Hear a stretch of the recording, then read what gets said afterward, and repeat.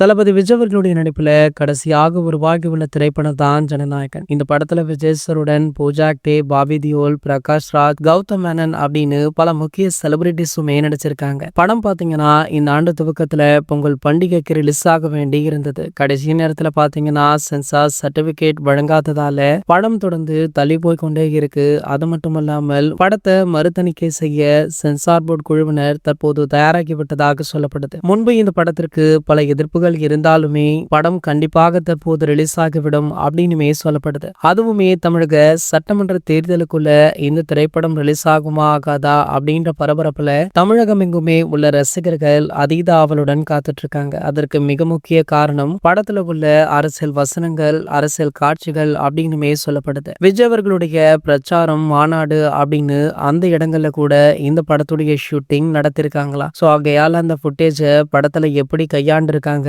வினோத் அவர்கள் படத்தை எப்படி கொடுத்திருக்கார் அப்படின்றதையுமே பார்க்க ரசிகர்கள் மிகவும் ஆவலுடன் காத்துட்டு இருக்காங்க. சோ இந்த திரைப்படம் அடுத்த வாரம் வெளியாக வாய்ப்பு இருப்பதாக சொல்லப்படுது. சோ அப்படி இன்று அல்லது நாளை சென்சார் சர்டிபிகேட் வழங்கிவிட்டால் கண்டிப்பாக அடுத்த வாரம் இந்த திரைப்படம் திரையரங்குகள்ல ரிலீஸ் ஆகுமா. இது போன்ற செய்திகளை பத்தி நீங்க உடனே தெரிஞ்சுக்க நம்மளுடைய சேனலை மறக்காம சப்ஸ்கிரைப் பண்ணிக்கோங்க.